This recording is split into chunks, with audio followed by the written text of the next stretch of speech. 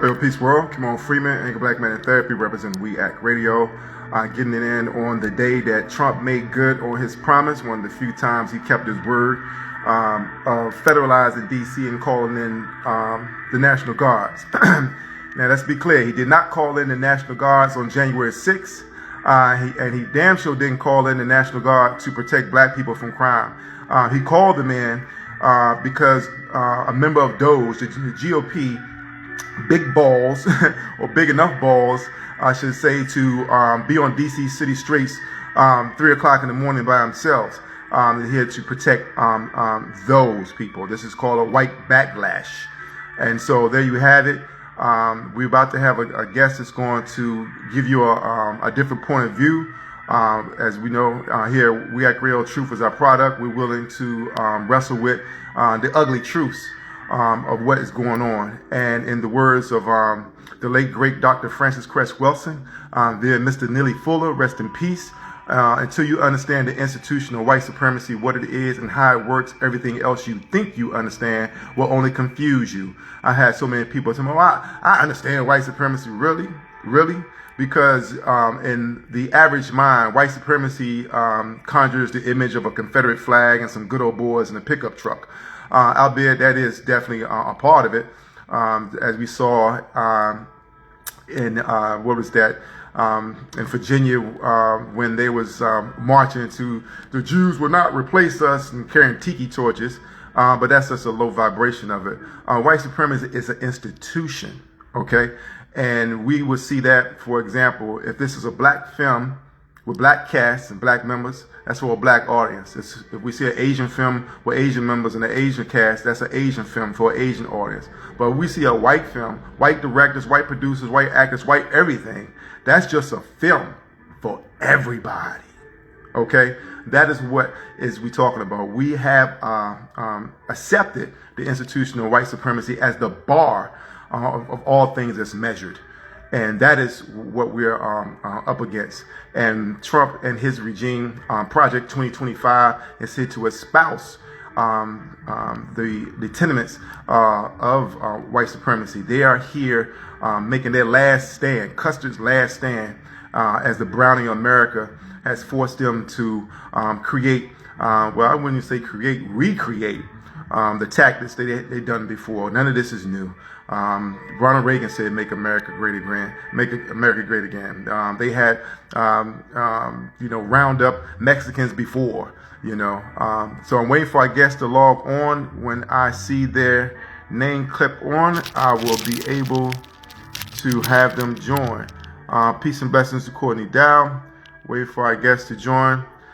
So we can talk about where do we go from here, chaos or community.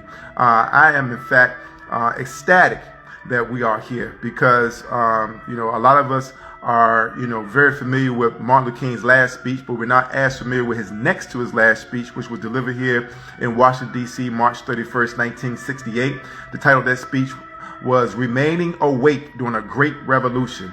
He goes on to say in that speech that far too often people find themselves living in periods of great social change, but yet they fail to develop the new ideas, new mental responses that the new situation demands. They end up sleeping through a revolution. All right. I see our guest has just logged on. Let's see if we can bring him on now. There's your this platform. It usually takes 3 attempts to bring people on, if they allow it at all. Hopefully. Let's see. Oh, did we get you on the first go round? It looks. Hey, what's up, bro? Okay, my brother. I hear you, but I don't see you. If my guests can see you, drop something in the chat for our viewers, our viewing audience. If you can see Mr. Jauhar Abraham on this joint, chime in right here, and we will continue because this has happened before. But because I can hear you, we see him. Okay, thank you. All right, Jauhar. What's up, bro?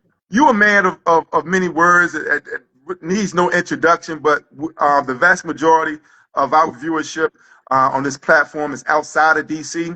So for those who do not know, Jauhar Abraham was co-founder of the Peaceaholics, which was one of the preeminent violence intervention organizations in the nation's capital. I think there was the most successful violence intervention in the nation's capital since the nation of Islam broke up.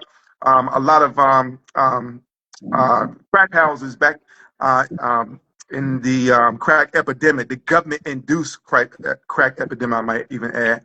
And he has joined us today because he has a different point of view on Trump and the MAGA support, and we wanted to wrestle with the ugly truths because sometimes I think Will Smith said it best in his book.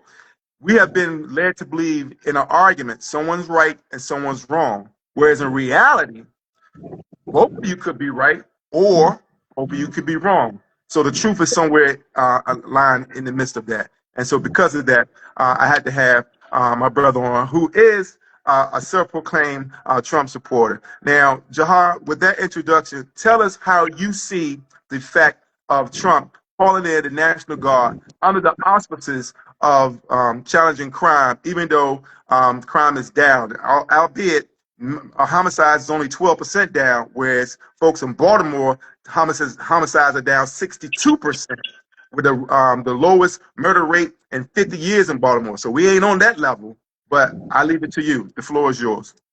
So first, I like to say we should stop being victims of whatever they report. Like they say crime is down. Come on, you in Southeast every day like me.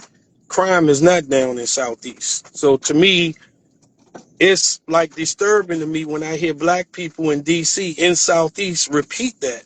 Like every time the mayor come to Southeast and people complaining about crime, her first response is crime is down.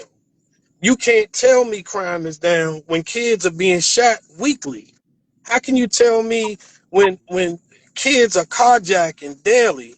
How can you tell me crime is down? And it doesn't matter whether you have people in the government providing you with statistics, like they manufacture statistics. Statistics are not often true. So I just want to make sure that we understand that. Like part of what I did when I was doing the work with the Peaceaholics is I challenged a lot of their statistics because a lot of times the statistics are fudge, man. Let's just keep it 100.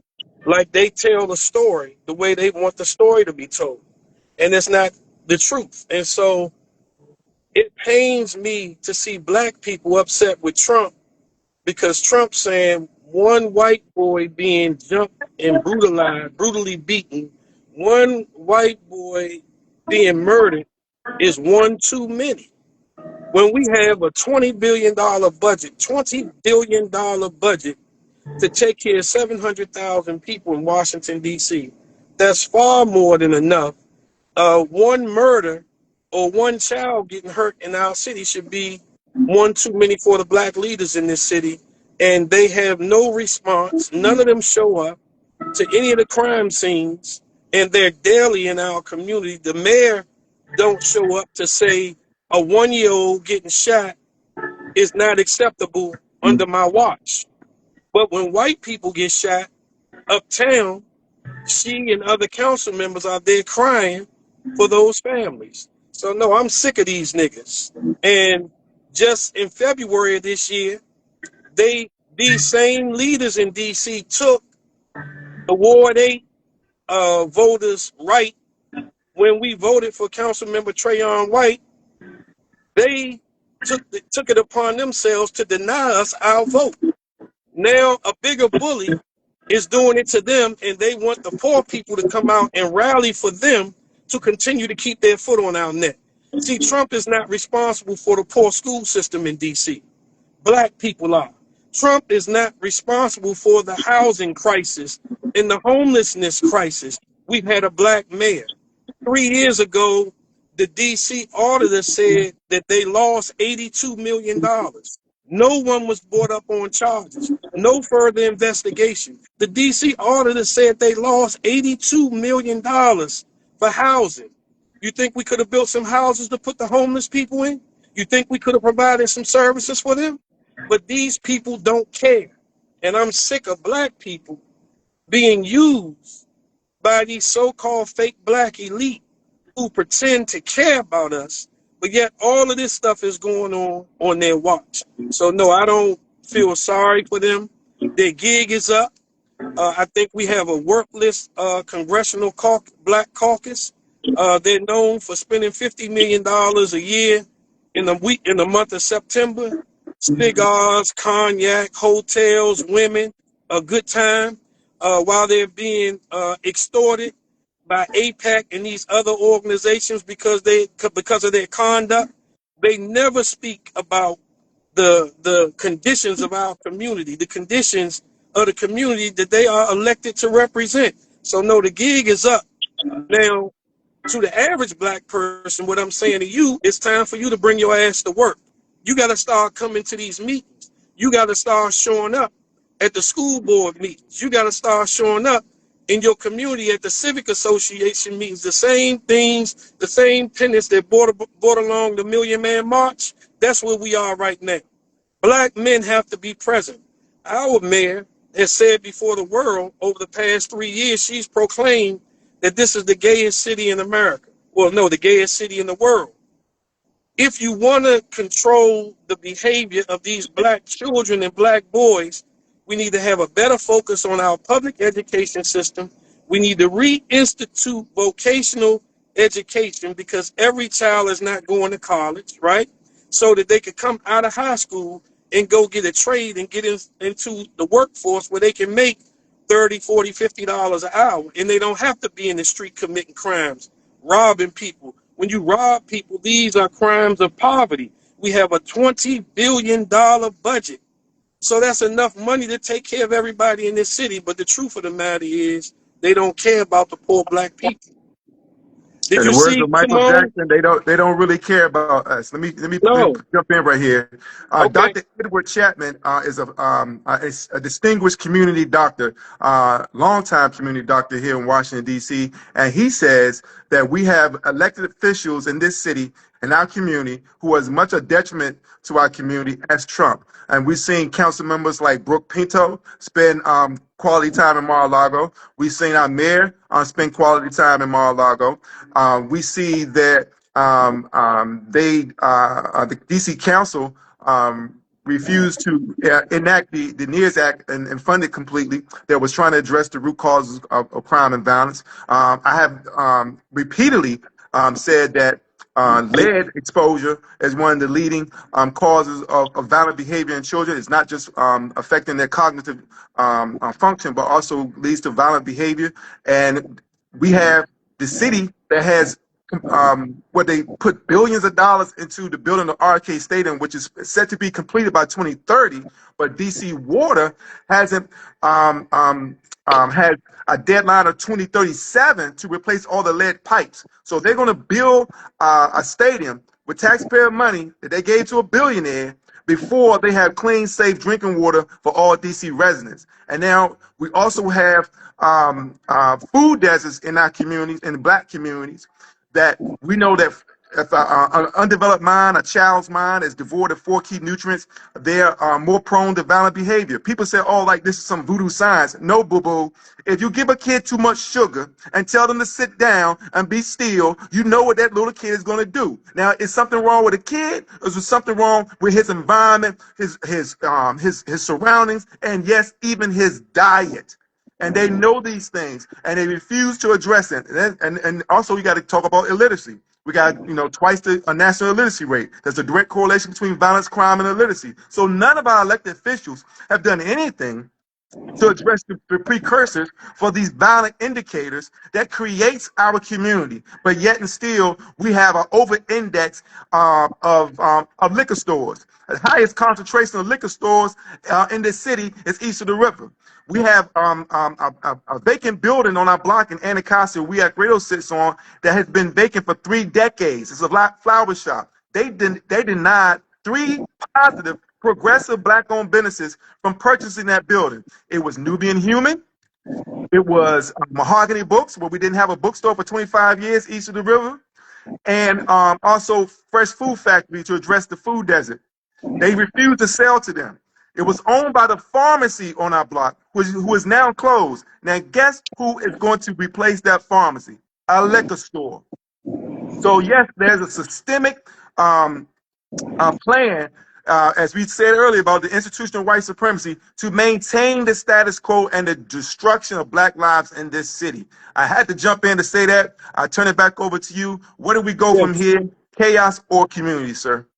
So what I'm saying is that I don't give white people that much credit to say white supremacy. When you have all these well academically trained black people who continue to be enemies to our community, and we give them a pass because they look like us, even though we know that all skin folk are not kinfolk. We continuously give people a pass because they look like us. No, we have to. Dr. King left us with, man, some incredible footnotes, man. He said, don't judge a man by the color of his skin, but judge him by the content of his character.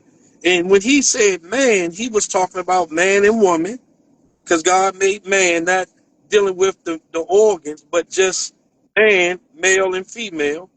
And he didn't say don't judge a white man. He said don't judge a man.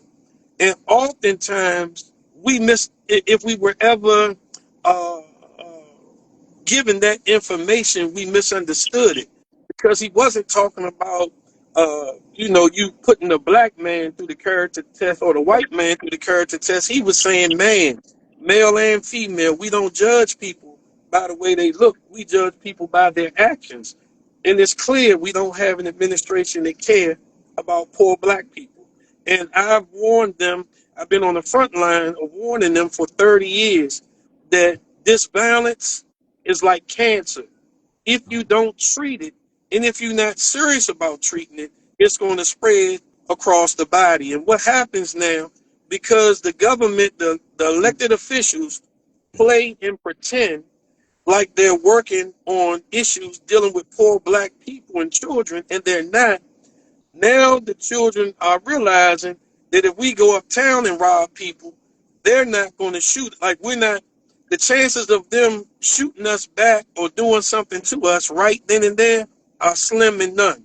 If we do it in our community, we're going to have a beef. So we're going to be beefing with neighborhood to neighborhood from street to street. But if we go uptown and rob, they got more money, they got more access to stuff, and they less likely to resist. And so now this is starting to spread like cancer. And I want to be clear because the introduction you gave us, my former organization, was accurate. And we learned a lot of what we did from Al-Malik Farrakhan and Ceasefire Don't Smoke the Brothers, right? He's been a mentor to many of us, right? Do you think during this time they've ever called any of us and said, what do you think we could do to help?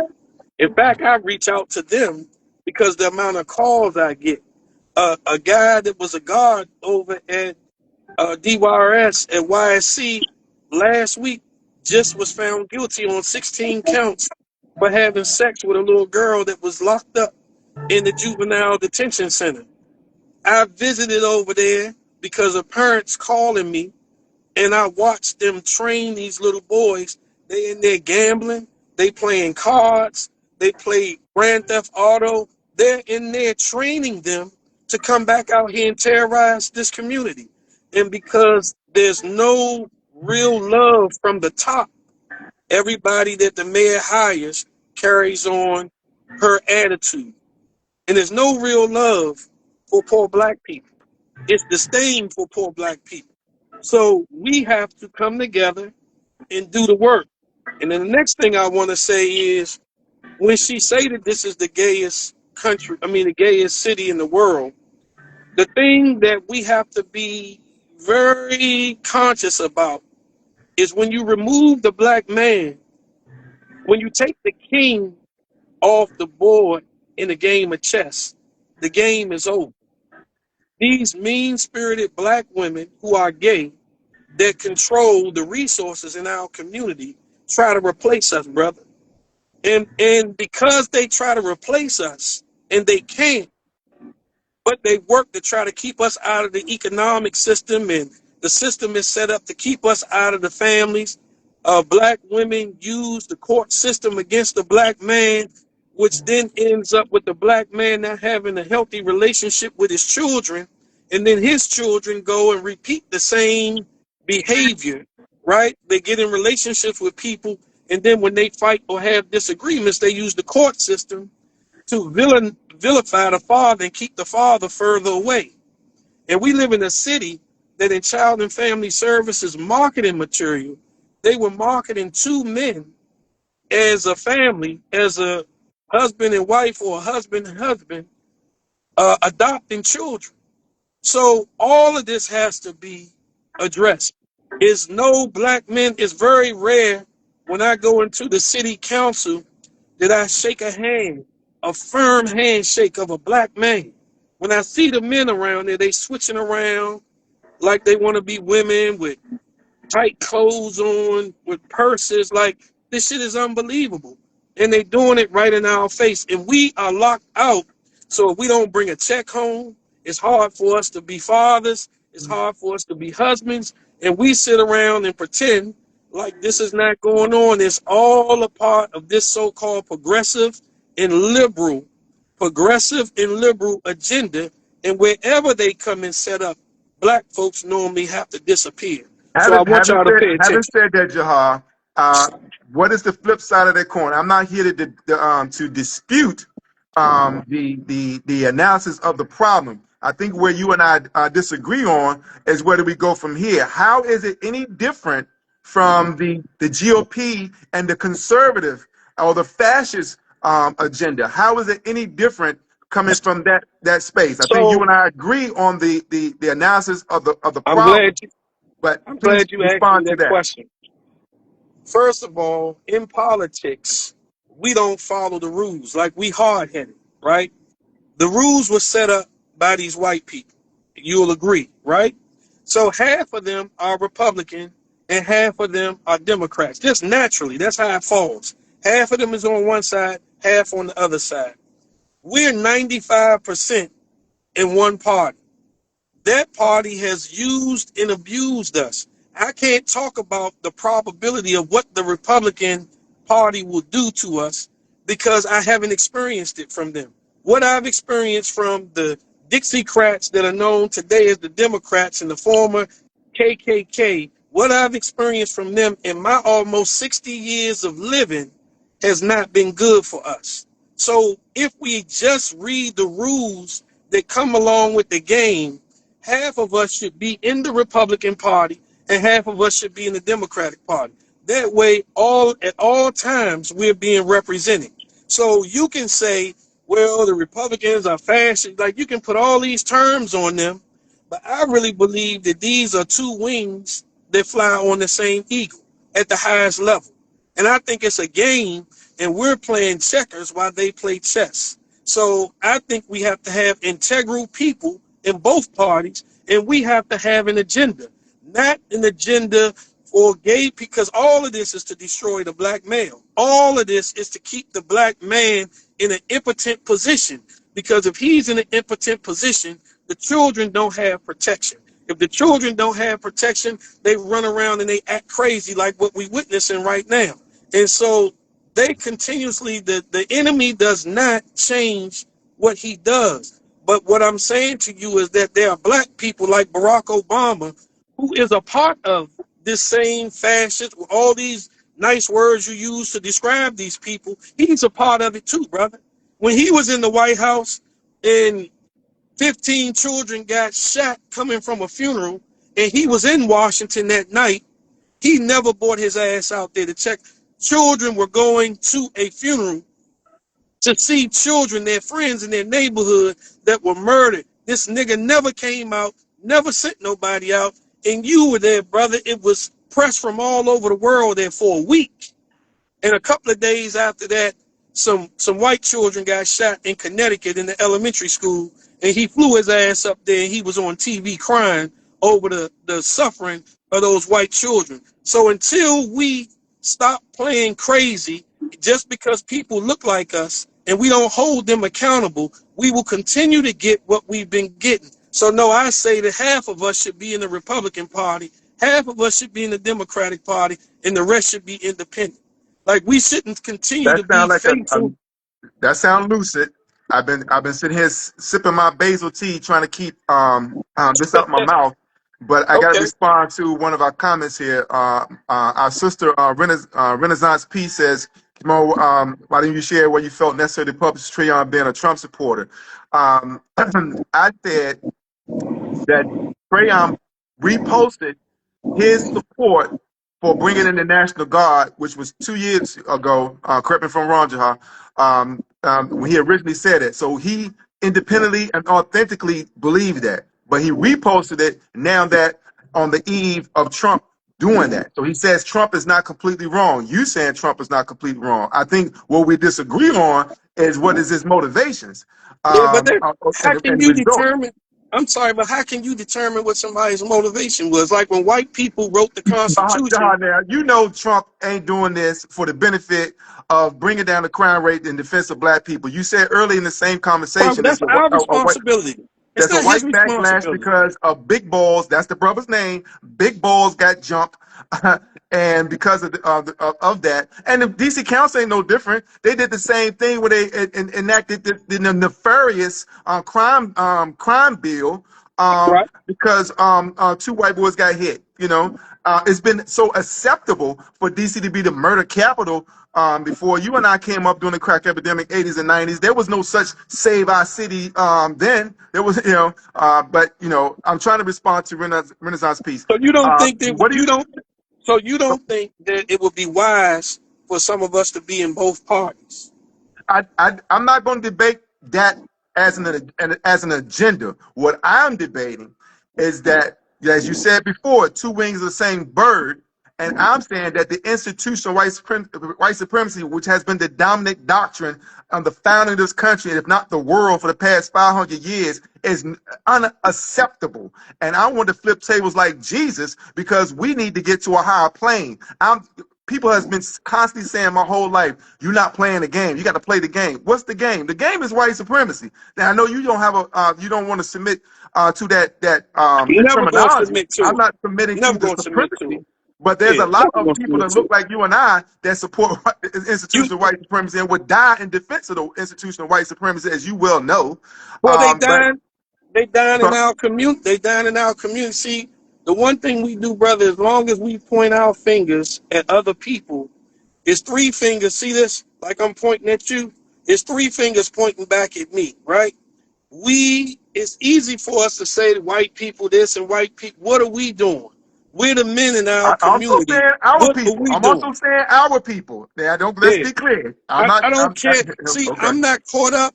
I can't come to your house and tell you how to father and husband in your house. I got to do mine and be an example. And so Trump has made it clear. January the 6th, Trump took care of his people. I'm not mad at Trump for that. In fact, I love him for that. It makes me more furious with Obama and with black people because we give Obama a pass. See, I've been to the White House when that nigga was the I president. don't. Let me be clear. You talking to the right dude. I didn't even vote for Obama any of the two elections. I voted third Did the party. first time. I did the Okay. first time because I was caught up in the hype. And then I started watching.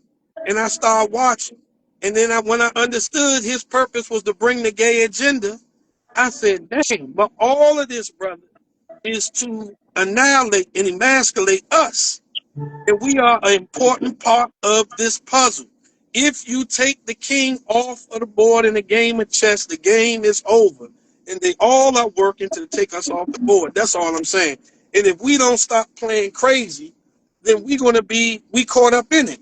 And I'm not mad at Trump for saying one white person getting hurt is one too many because black people have just got accustomed to allowing our babies to get shot. A 1 year old got shot a couple of weeks ago. A 3 year old got shot a couple of weeks ago. And so we saying nothing should be done. We haven't had no meetings. The men haven't called for meetings. No one is meeting saying this is unacceptable. The mayor didn't come to Southeast and say this is unacceptable. She haven't called no meetings with us to say, let me get the men together to figure out what we can do to stop some of this. So we just give her a pass.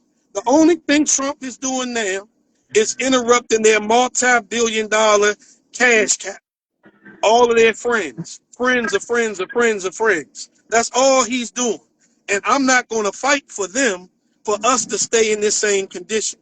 No, we deserve better, brother. And I'm not going to let race be a see, I'm intelligent. So I'm not going to let you run the 60s game on me.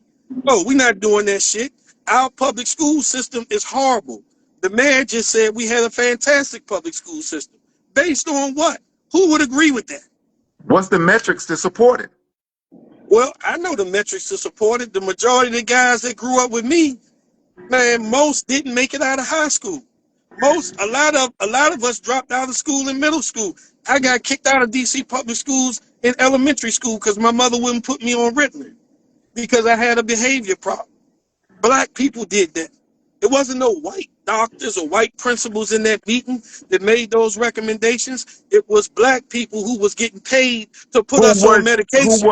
who was serving the system? Who was No, serving brother, the no, they were system? serving their interests. So don't forget that they get It was in something their for it. interest to serve Yeah. the So system. yeah, but see, you're not holding them accountable. You want to go straight I to the system. absolutely am holding them accountable. Okay. I Okay. absolutely am holding them accountable. Okay. So man, I love talking to you, brother. I gotta go. I gotta jump on another call.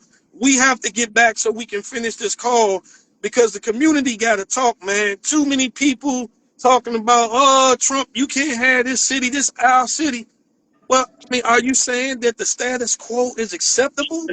Until your Unacceptable. child gets shot, until your child gets shot, everything is okay. And then when it hits close to home, then everybody want people to start jumping up and acting crazy. No, it's Exactly. clear that the people that's in charge do not have a clue to guide us out of the condition that we're in.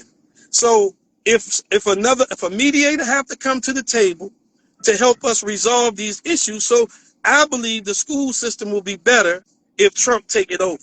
If the federal Come government on come now. in, That we gonna well, we park can talk about that. company right there. We gonna Hey, park listen, company right there. no, we're gonna go meet. We're gonna go meet with them, and we're gonna put vocational education back in the public school If, system. if we get vocational education, then I'll eat crow and say that you was right. Until Okay. then, I'm gonna say that ain't gonna work. So why Okay? didn't the black people? Why? So me and you both close to the same age, and we've been at a lot of the same tables. Why haven't any of the black people fought to put? Because they don't need the federal government's permission to put vocational education in all of these schools. Because they have been serving a system of white supremacy to maintain the status quo So since they don't have no they get been in it. responsibility. So what would Harriet Tubman do to black people who did that kind of stuff in her time? I think No. What would I she think do, she was brother? shot some of these people, Okay then. as they So say. I'm leaving. But I'm leaving on that. I'm all right, leaving on that. there you go, John. Hey, We'll I do it look for again. my Stay man. Love safe, you, stay brother. strong out here. One love. Love you, brother. All All right. right, enough respect. All right, that was co-founder of Peaceaholics, one of the most effective violence prevention programs the city has seen since the Nation of Islam took over a couple of crack houses and cleaned them out. Okay, but we have to have these conversations where we don't agree on everything, but we wrestle with everything. And where Jauhar and I are part ways, not to mention the fact that he's a little too comfortable using the N word in mixed company. But other than that, I do not see Trump as a valid solution to any of our problems. I do acknowledge that his presence is exposing the fallacy of maintaining the status quo. And as Jauhar so eloquently pointed out, how many people that look like us have been maintaining that status quo. It has been acceptable for us to have the average white family having 81 times the wealth of the average black family. It's been acceptable for 30% of our children to live in poverty. It's been acceptable for this to be the most dangerous city for black women in America to give birth. It's been acceptable for all these precursors of violence indicators that have been long ignored that creates violence. We have not addressed any of that, but we're going to jump straight to the fascist in chief to bring in the National Guard, the same National Guard that he refused to bring in on January 6th. And somehow we think that he's going to do it for the benefit of black people. No, sir. He's doing it to make it safe for big balls to walk around D.C. 3 o'clock in the morning by themselves. Okay, so this ain't a sundown town for MAGA hats people. Okay, let's be real. All right, and our taxpayer money has given billions of dollars to a billionaire to build a stadium that's going to be completed by 2030, 7 years before all the lead pipes DC Water was going to replace in this city, which is a major precursor for violent behavior. Environmental racism is in play. None of this stuff has been addressed. Not to mention that Baltimore, right down the road, has a 62% homicide drop, the lowest rate in 50 years. And we don't even, that mayor hasn't even talked to them. What is working there? Right? But we're going to jump straight to the National Guard. There's no way I'm going to applaud Trump for bringing the National Guard. There's no way I'm going to jump on the side that Mira Bowser is our fierce leader that's going to somehow been trying to protect D.C. from this happening. No way. So I'm caught in the middle while I'm making enemies on both sides because the truth is somewhere in the middle. All right? That's our time. Please continue to follow this issue. We are in the midst of a great revolution. Go check out Martin Luther King's next to his last speech. I said before, that was delivered right here in Washington, D.C., March 31st, 1968, remaining awake during a great revolution. I submit to you that's the quintessential definition of stay woke, which is why they turned that into pejorative. And we have to have this conversation, a little minus the N-word in front of mixed company, but we have to wrestle with this. And this is not a white and black issue because, as Dr. Edward Chapman said, there's a number of elected officials in our community that's just as much of a detriment to us as Trump. Peace and blessings, y'all. Stay safe, stay strong, stay woke, and to the other side of the game. Peace. Oh, and make sure you follow and support freedcproject.org. freedcproject.org. Do something different.